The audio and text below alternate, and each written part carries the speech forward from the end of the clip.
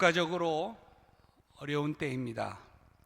이제부터는 모든 것이 다 하나님의 뜻이요 섭리인 걸 믿고 여러분 모두가 내 뜻에 맞든 원하든 원하지 않았든 관계없이 하나님의 뜻인 걸 믿고 여러분이 순복하면서 더욱 성숙한 모습을 우리가 모두가 보여야 할 때요, 또 기도해야 할 때라고 믿습니다. 그리고 앞으로 있게 되어질 이제 조기 대선이 펼쳐질 텐데 이를 위해서도 여러분이 이제 방관하지 말고 간절하게 기도하는 그런 시간이었으면 좋겠습니다. 우리나라는 장점을 참 많이 가진 나라죠. 역사적으로 보면 정말 많은 어려움을 우리가 많이 맞이할 때마다 오히려 그런 어려울 때 더 하나가 되었고 또 멋있게 그것을 잘 극복하고 일어나서 오늘 이렇게 아름다운 나라를 세운 저력이 있는 나라, 저력이 있는 민족이 우리 대한민국입니다. 작고 좀 부족하지만 우리에게 주어진 환경에 잘 적응을 하면서 열심히 성실하게 잘 달려왔기에 오늘에 이르게 됐다고 믿습니다. 자, 오늘 본문에 보면 이런 비슷한 모습을 우리가 발견을 하게 되어지는데 우리가 읽은 구약의 말씀에 보면 실로아라고 하는 이름이 나옵니다. 실로아, 이것은 예루살렘으로 흐르고 있는 작은 개천의 이름이 실로아입니다. 이 개천은 저 모리아산 남서쪽 계곡인 기온산에서부터 흘러내려서 예루살렘에 관통을 하며 흐르는데 예루살렘 성전 예배 때마다 사용할 정도로 아주 깨끗한 물이 이 실로아에 흐릅니다. 이 개천을 아하스 왕 때에 이름을 개명을 해서 실로아에서 실로암으로 바꾸어서 불렀습니다. 그래서 여러분이 익히 잘 들어 아시는 것처럼 실로암 연못 하면 여러분이 기억이 있죠. 실로아 하면 왠지 낯설은데 실로암 연못 하면 귀가 익습니다. 요한복음 잘 아시는 9장에 보면 나오는 연못 이름이죠.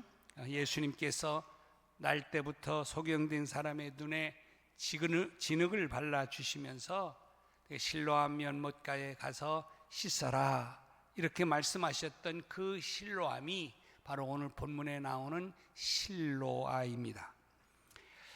그런데 이 실로아는 여러분 큰 강이 아니에요. 아주 작은 하나의 개천에 불과합니다. 물 흐르는 소리도 그러니까 크게 나지 않을 정도로 아주 고요하게 흐른다고 해서 사람들은 사실 이 개천을 실개천이다 이렇게 불렀습니다. 그러나 비록 이렇게 작은 개천이었지만 이 실로아에는 하나님의 은혜와 하나님의 권능 그리고 하나님의 언약하심과 축복이 들어있는 이스라엘에게 있어서는 생명줄과도 같은 그러한 개천이 실로암입니다. 예루살렘에 끊임없이 생수를 공급해 준 곳이 바로 이 실로암 물이었습니다. 자, 그런데 문제는 예루살렘 백성들은 이 실로암을 그렇게 좋아하지를 않았던 것을 알 수 있습니다. 왜 그러냐면 이 실로아가 너무 작고 보잘것없이 보였기 때문에 그렇습니다. 왜 그런 생각을 했냐? 상대적으로 애굽에 흐르는 나일강이나 아수르에 흐르는 유브라데 강에 비하면 이 실로암은 너무너무 작고 초라했기 때문이죠. 그래서 사람들은 실로암이 자기들의 마음속에 들지를 않았고 대신에 애굽의 나일강이나 이 아수르의 유브라데 강을 부러워했고 또 더 좋아했습니다. 그러면서 애굽은 왜 이렇게 강국이 됐느냐? 저 나일강이 있었기 때문에 강국이 됐고, 아수르는 왜 강국이 됐느냐? 저 유브라데강이 있어서 그렇게 강대국이 되었다. 이렇게 그들은 생각을 한 것이죠. 그러면서 자기들에게는 실로암이라고 하는 이 작은 개천밖에 없어서 우리는 강대국이 되지 못했다. 이렇게 생각을 하면서 이 아수르의 나일강과 또 애굽의 나일강과 아수르의 이 유브라데 강을 흠모를 하게 되어진 겁니다. 심지어는 그 애굽과 아수르의 종교까지도 그러면서 흠모하게 된 거예요. 자, 그런데 이런 상황 속에서 하나님께서는 성경을 통해서, 오늘 말씀을 통해서 분명하게 가르쳐 주셨습니다. 이스라엘 백성들은 바로 너희들이 그렇게 생각하고 여기는 것 때문에 망하게 될 거라는 이야기입니다. 자, 오늘 본문에서 하나님께서 이렇게 말씀하십니다. 이 백성이 천천히 흐르는 실로암 물을 버렸다. 천천히 흐르는 이 실로암 물을 버리고 르신과 르말리아의 아들을 기뻐하느니라.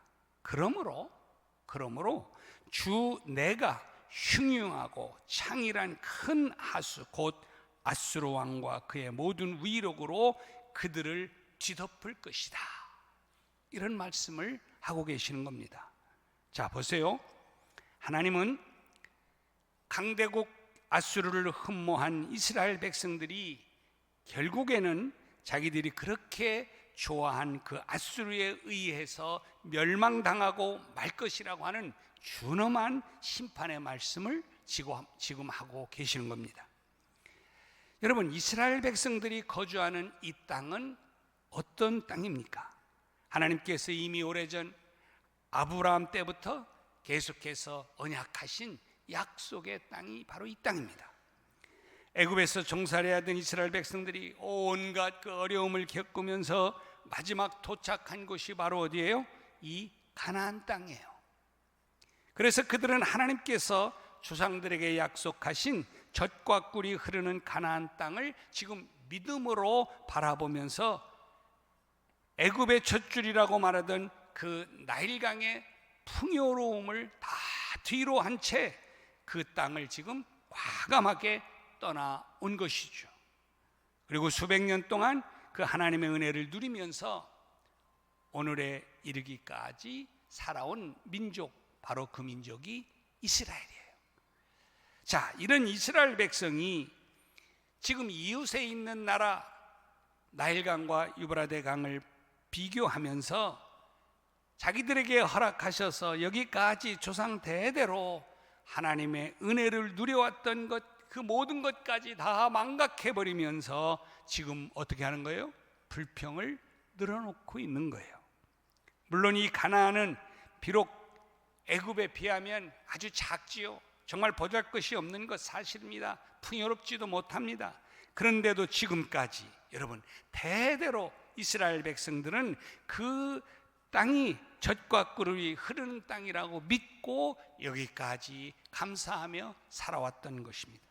비옥한 땅이기 때문에 젖과 꿀이 흐르는 땅, 그것이 아니라 하나님의 언약과 축복이 보장된 땅이기 때문에 젖과 꿀이 흐르는 땅이라고 믿고 그렇게 여기까지 살아온 거죠. 그런 이 땅에서 지금 600년 이상을 이스라엘 백성들은 살아온 거예요.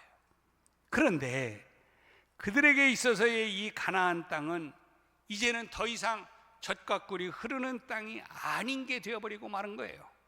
왜 그럴까요?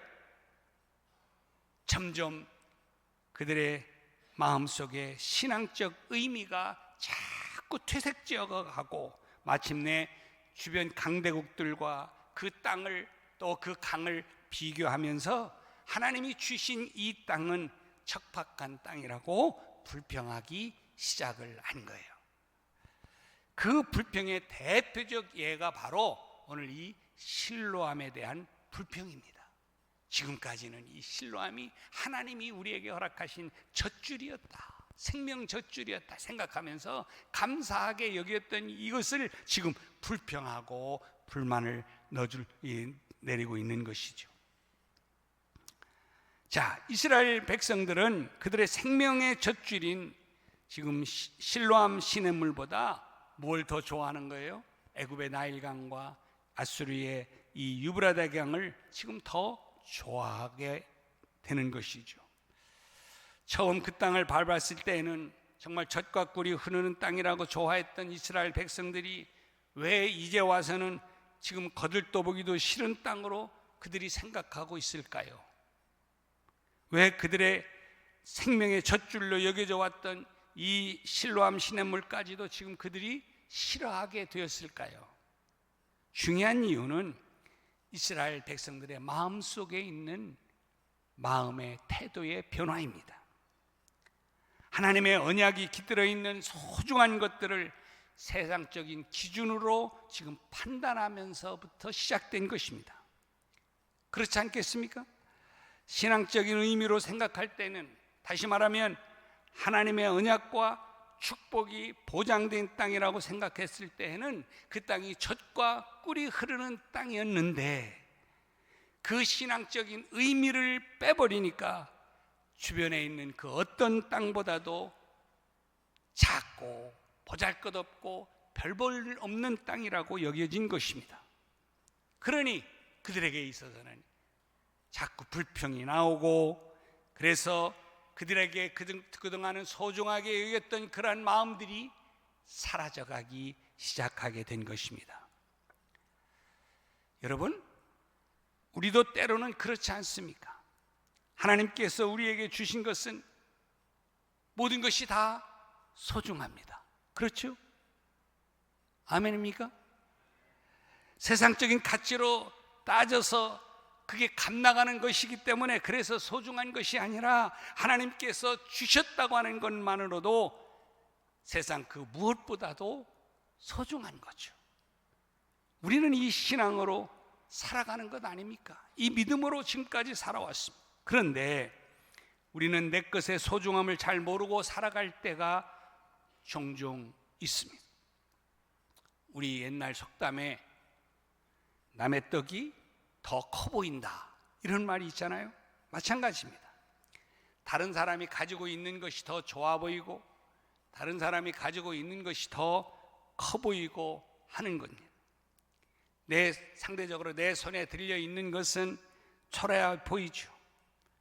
그런데 다른 사람의 손에 들려 있는 것이 왠지 더 멋져 보이고 커 보이고 좋아 보이는 것입니다. 사랑하는 여러분, 그럼에도 불구하고 우리는 우리의 지금의 삶과 여건에 만족할 줄 알아야 될 줄로 믿습니다. 여러분, 지금의 삶에 감사할 수 있어야 합니다. 이게 믿음입니다. 디모데전서 6장 6절 말씀에 보면 이런 말씀을 해요. 같이 한번 읽어보겠습니다. 시작. 자족하는 마음이 있으면 경건은 큰 이익이 되느니라. 아멘. 그래요. 자족하는 마음이 있으면 여러분 경건한 삶의 신앙에 도움이 된다고, 유익이 된다고 말합니다. 왜 그래요? 여러분, 우리가 욕심을 막 부린다고 해서 현저보다 더 나아지는 것이 아니기 때문에 그렇습니다. 자족하는 마음은, 즉 오늘의 삶에 감사하는 마음은 우리의 신앙생활을 방해하는 가장 큰 적인 욕망을 버릴 수 있도록 해주기 때문에 그렇습니다. 그래서 또 디모데전서 6장 7절에서 사도 바울이 이어서 뭐라고 이야기합니까? 우리가 세상에 가지고 온 것이 아무것도 없다, 또 아무것도 그러므로 가지고 갈 수도 없다라고 말합니다. 맞는 말이죠.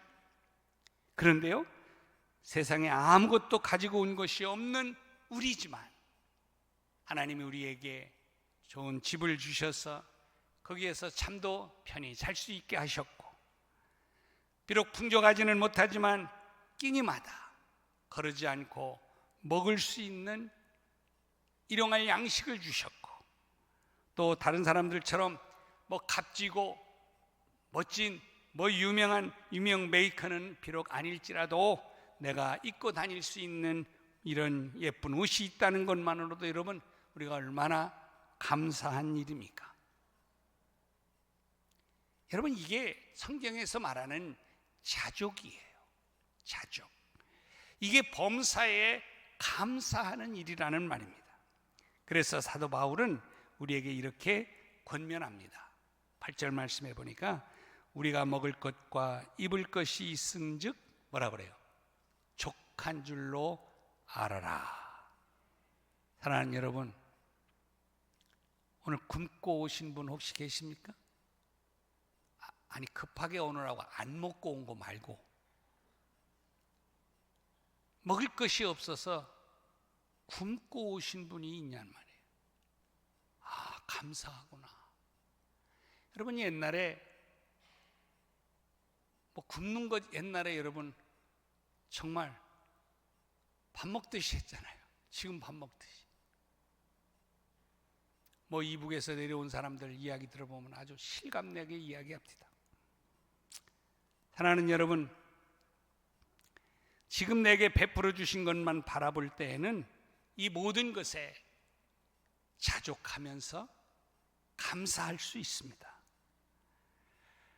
그런데 다른 사람과 자꾸 비교하게 되니까 그 큰 것과 거기에 조금 못 미치는 내 모습에 자족이 없는 거예요. 비교가 자꾸 되니까. 그래서요, 여러분, 이 비교는요 좋은 게 아니에요. 우리의 마음을 상하게 만들어요. 이게 어디서 자꾸 나오냐? 욕심, 욕망에서 나오는 것입니다. 여러분, 혹시 어떤 동창들 모임에 갔다가 와가지고 부부싸움 한 적 있죠? 왜 그래요?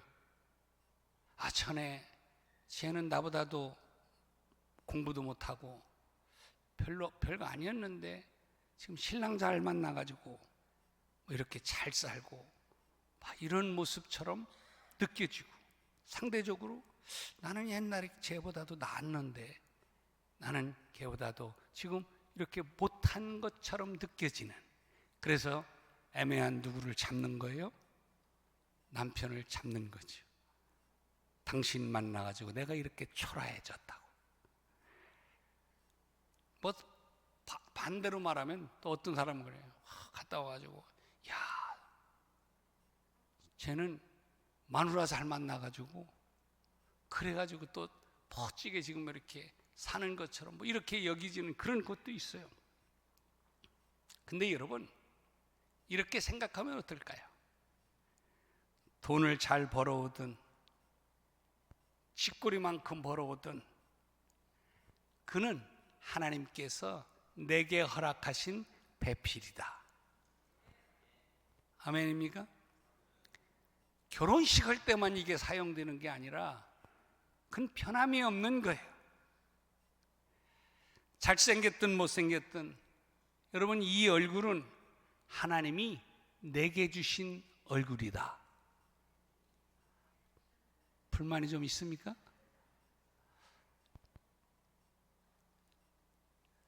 여러분, 그렇게 모든 것을 지금 내게 있는 모습, 그 모습 그대로로 받아들이는 삶이 여러분 성숙한 삶이 되어지고 더 훨씬 아름다운 삶이 되어질 수 있다는 거예요.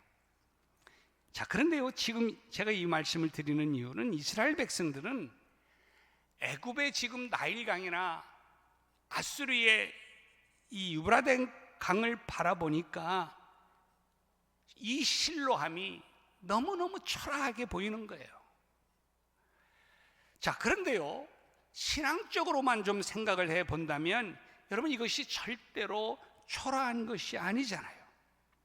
조상 대대로 내려오는 이 실로암 시냇물은 아무리 가물어도 그 시냇물은 마른 적이 없었습니다.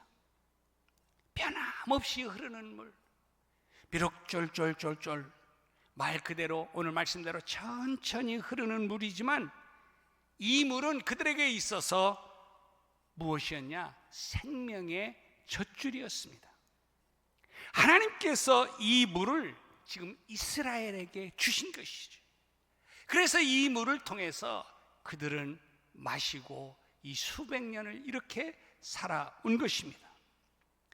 비록 초라하게 흐르는 물줄기라 할지라도 그것은 하나님이 나에게 주신 생명의 젖줄이요 하나님의 언약과 축복이 깃들여 있는 샘물이란 말이죠.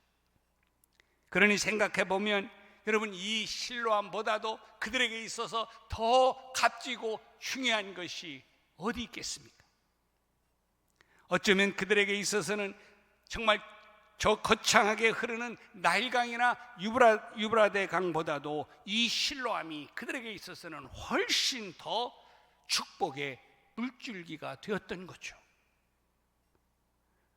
사랑하는 여러분, 비록 다른 사람과 비교해 보면 초라하게 살아가는 우리의 삶이라 할지라도 그것이 곧 하나님이 내게 허락하신 축복이라고 하는 사실, 여러분 절대로 잊어서는 안 됩니다.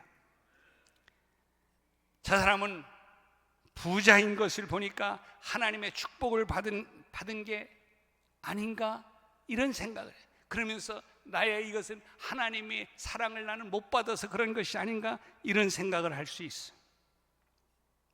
내 삶의 처지와 환경이 내가 보기에는 좀 불행한 것 같고 초라해 보일지라도 그것이 하나님께서 내게 주신 환경이라면 그 삶이 바로 실로암을 통해 베푸신 주님의 은혜임을 잊지 않게 되기를 주님의 이름으로 축원합니다.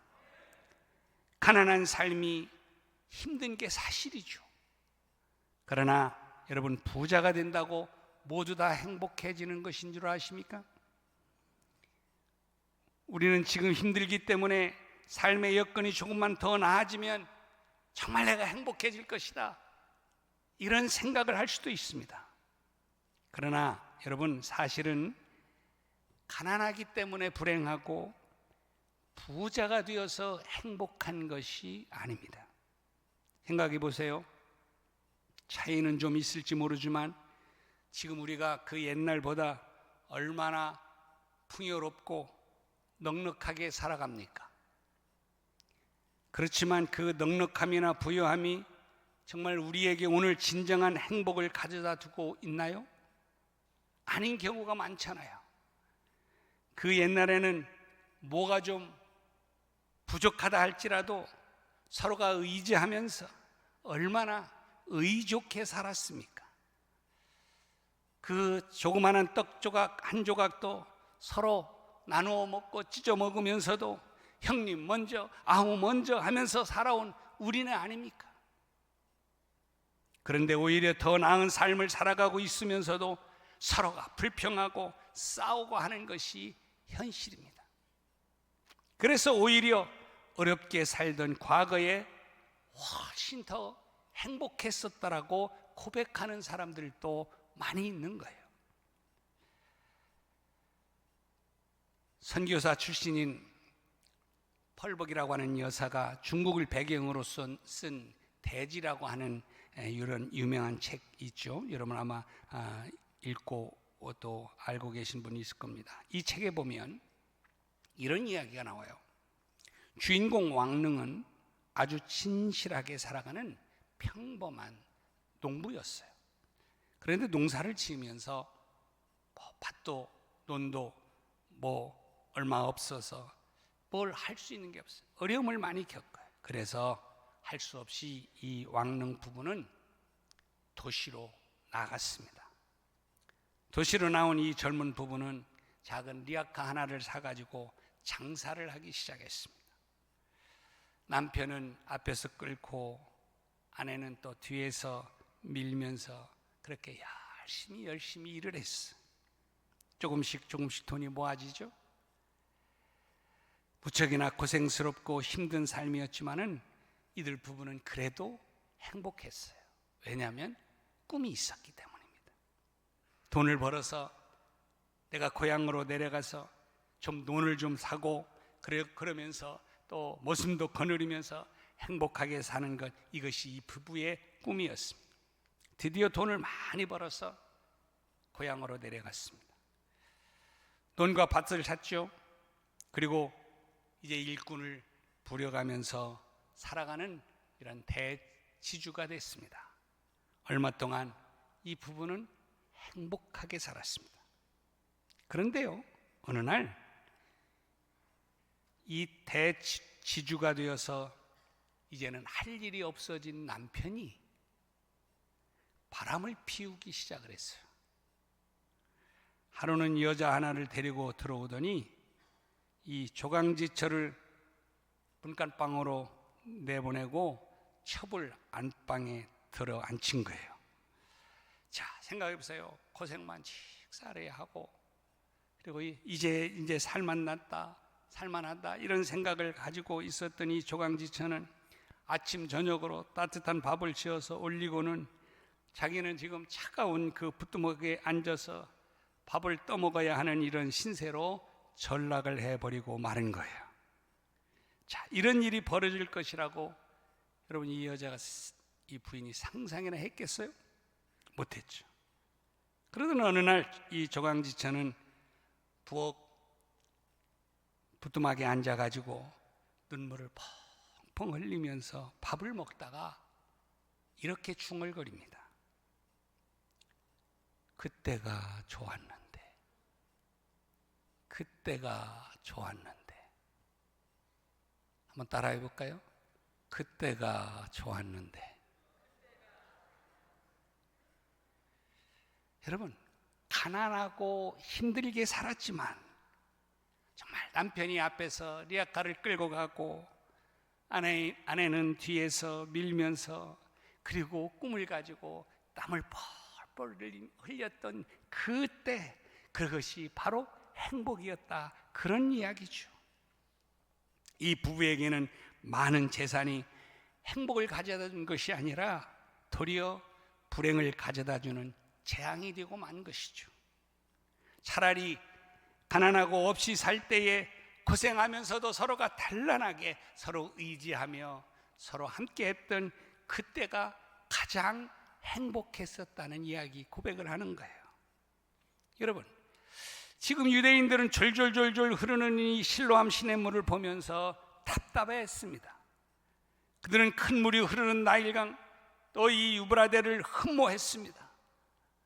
우리 실로암에도 저런 물이 좀 흘러내렸으면 좋겠다, 이렇게 생각을 하면서 그 실로암에 대한 불평을 늘어놓고 있는 거예요. 그런데 하나님께서 이렇게 말씀하십니다. 너희가 내게 소원이라고 한다면 내가 소원을 이루어주마.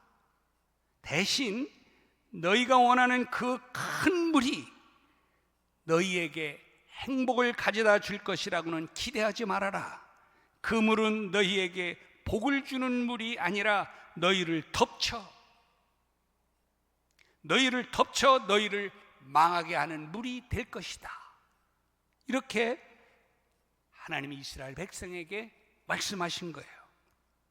마치 펄벅의 대지에 나오는 왕릉 부부에게 많은 재물이 도리어 불행을 가져다 준 것처럼 이스라엘 백성들이 소유했던 유브라데 그 큰 강물은 그들에게 도리어 불행을 가져다 주는 물이 될 것이다, 이렇게 말씀을 하고 있는 거죠.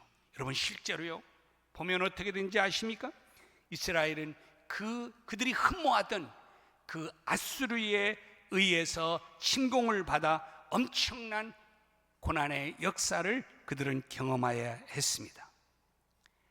여러분, 작은 실로암의 시냇물, 비록 졸졸졸졸 흐르는 물이지만 이것이 바로 여러분에게 주신 하나님의 축복인 줄로 믿으시길 바랍니다.